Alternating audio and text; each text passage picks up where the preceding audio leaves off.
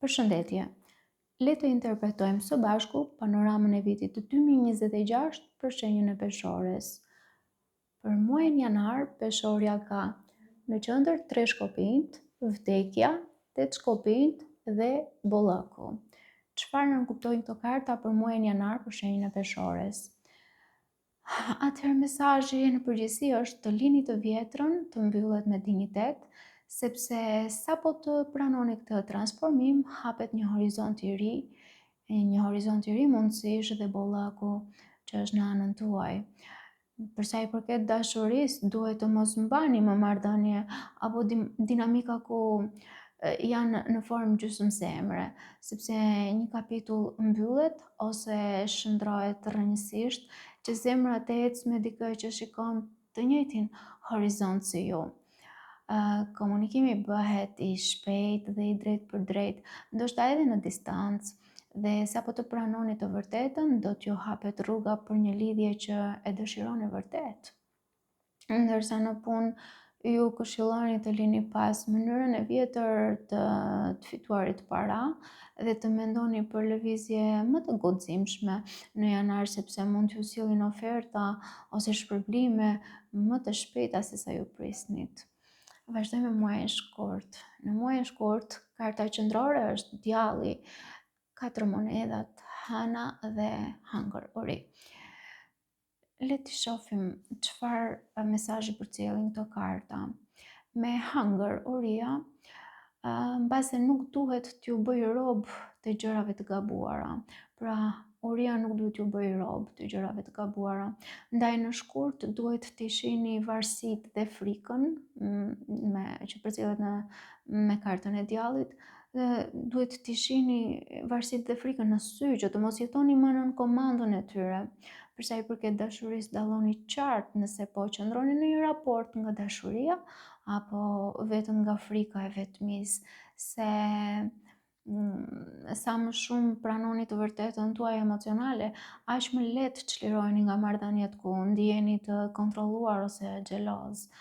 Ky muaj kërkon që dyshimet, sekretet edhe ankthin t'i trajtoni me dialog dhe jo me paranojë, në mënyrë që zemra juaj të mos ushqehet më me iluzione, por me qartësi. Për sa i përket punës, unë do të thoja që këshilloni të mos kapeni me thonjë pas një pune apo pagë që nuk ju ushqen më, dhe mos merrni vendime financiare nga paniku. Vendosni ato kufit me strukturë dhe kontrolloni mirë ato faktet para çdo angazhimi të ri. Për sa i përket hëngër urisë, unë do të shtoja në mënyrë intuitive nga vetja ime që mund t'jetë edhe uri e vërtet si zia e bukës, sepse edhe mund është frika e mospasjes së monedhave me 4 monedhat. Prandaj, si këshill, po e jap ta merrni seriozisht sigurinë tuaj materiale. Mos neglizhoni buxhetin, kursimin dhe rezervat.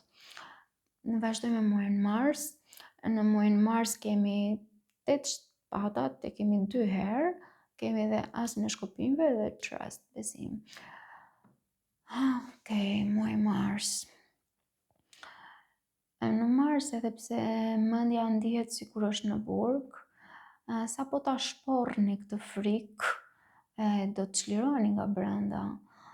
Ndërsa dashuria me këto karta më lë të nënkuptoj se ju po heshni nga frika e reagimeve ose nga bindja juaj në vetvete se unë s'kam çfarë të bëj.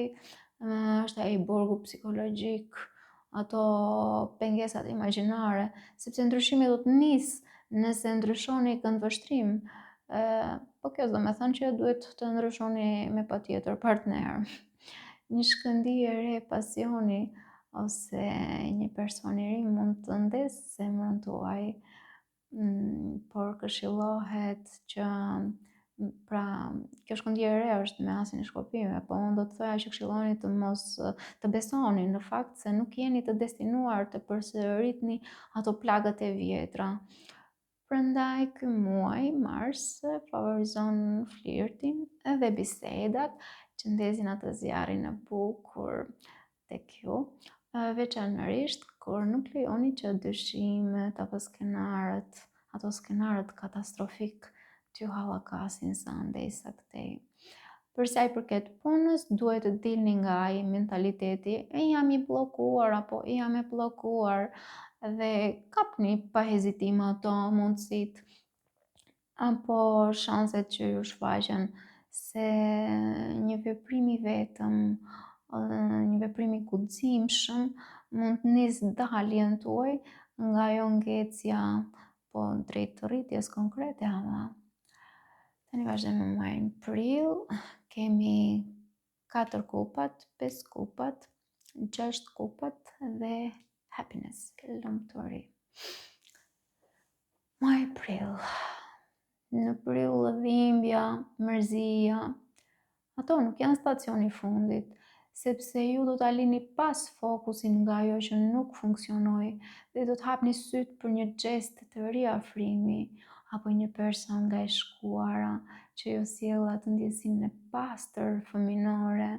E lumturia vjen nga momentet e vogla të pranimit dhe të mirëkuptimit, do të thoja unë, jo nga dramat. Ky muaj ju nxit të pranoni plagën dhe ta shëroni duke rikthyer në zemër njerëzit dhe situatat ku ndjeheni të sigurt, të dëgjuar dhe të dashur, por pa kushte ama. Për sa i përket punës, duhet të dilni nga letargjia dhe të mos refuzoni shfaqjen apo rishfaqjen e urave konkrete që ndezin sërish motivimin. E tani le të kalojmë te muaji maj. Në maj kemi mbretëreshën e shpatave, 6 shkopinjt, 2 shkopinjt dhe reflektimi. Reflection, okay? Në maj duket se një fitore e dukshme ju ngre në skenë dhe ju ndes vetbesimin. Po mirë do t'ishte ta përdorni këtë moment për vizion afatgjat, jo vetëm për ato euforit të çastit, sepse dashuria për ju rrezaton. Mund të merrni vëmendje të re nga 6 shkopinjt dhe ose të ndjeni ringjallje, pasioni në një lidhje ekzistuese. Megjithatë, duhet të pyesni pak veten me sinqeritet se çfarë lloj marrëdhënie dëshironi, pra diçka kalimtare apo diçka stabël. Sado vëmendje apo duar trokitje të merrni, duhet ta mendoni edhe ta gjykoni me mendje të ftohtë, me zemër të ftohtë, jo me eufori. Për sa i përket punës, duhet ta përdorni këtë lloj suksesi që mund të keni si një trampolin për të marrë më shumë rol drejtues dhe për të planifikuar qartë hapat e ardhshëm në karrierë, në vend që ta shihni vetëm si një fitore kalimtare këtë në muajin maj. Vazhdojmë tek muaji qershor. Në qershor kemi 3 monedat, mbretëresha e kupës, 3 monedat sërish dhe izolimi. Atëherë në muajin qershor duket se zemra ka nevojë të dalë, duhet të dalë nga izolimi dhe të ndërtojë ura bashkëpunimi, sepse këtë muaj forca juaj vjen nga ne, jo vetëm nga unë. Ndaj ju duhet të ndani më shumë botën tuaj të brendshme dhe të punoni në çift si ekip me biseda të hapura, plane të përbashkëta dhe ndarje të drejtë të përgjegjësive që intimiteti i butë i mbretëreshës së kupave të ndihet i sigurt në atë i sigurt dhe i mirëmbajtur, do të thonë në strukturë, jo vetëm në ndjenjë. Edhe nëse keni prirje të tërhiqeni dhe të ndiheni vetëm, duhet të bëni një hap të vockël drejt personit tjetër, gjithmonë se nuk është e përfshirë në një palë tretë, do thoja, edhe për sa i përket punës, duhet të dilni nga prapa skena dhe lejoni që empatia juaj të shihet si guxim introvert, pse jo? Interesante kjo. Vazhdojmë korrik. Në korrik kemi diellin, shkëlqim, 6 shpatat, kalorësi i shpatave dhe dhimbja. Okej. Korriku. Në korrik kam përshtypjen që po dilni me guxim nga një histori e dhimbshme, drejt një faze shumë më të ndritshme me diellin. E dielli shëron plagët pa i mohuar ato. Për sa i përket dashurisë, duhet të largoheni nga ato ujërat gri të një raporti apo komunikimi të lodhshëm dhe të thoni të vërtetat që keni mbajtur brenda, por me kujdes, që vrulli i fjalëve të mos pres ura të vlefshme. Kjo periudhë ju çon drejt lidhjeve më të sinqerta, më transparente dhe më lozonjare, ku një histori dashurie mund t'ju rrisë vetë vlerësimin dhe të rikthej tek ju atë gëzimin fëminor si karta e diellit. Për sa i përket punës, flet për një terren më të qetë dhe më të favorshëm me shumë komunikim dhe lëvizje. Prandaj këshillohet, mendoj të përdorni qartësinë e diellit dhe jo impulsin e kalorësit të shpatave kur merrni ato vendimet profesionale ose financiare. Kalojmë tek muaji gusht. Në muajin gusht kemi mbretëreshën e monedhave, gjykimi, mbretëresha e shpatave dhe sweetness, ëmbëlsi. Muaji gusht. Në gusht do të jeni përballë një zgjedhje e madhe zemre, ku duhet të kombinoni kujdesin të gëzues të mbretëreshës së monedhave me sinqeritetin e ëmbël të së vërtetës që sjell gjykimi, karta e gjykimit, judgment.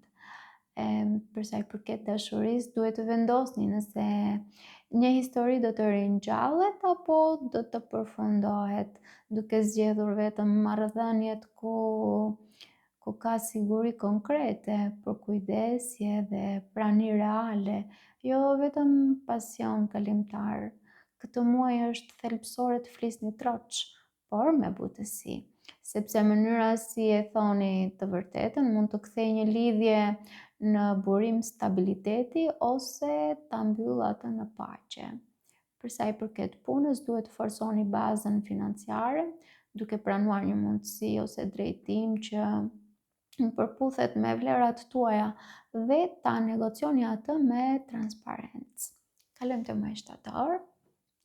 Në shtator kemi strength, forca, temperancë, balanca dhe shërimi, kulla dhe ankthi me Prism Oracle. Okej, muaji shtator. Në muajin shtator vjen një ndryshim shumë i fortë që ndes ankthin, por ato struktura që nuk ju shërbejnë më duhet me patjetër të shëmben. Në dashuri duket se do përballeni me të vërteta që dalin në dritë duke shpërthyer, por kjo furtunë do të pastroj ato iluzionet dhe do t'ju çliroj. Ankthi mund t'ju tregoj skenar katastrofik, por kartat më thonë se do të kaloj.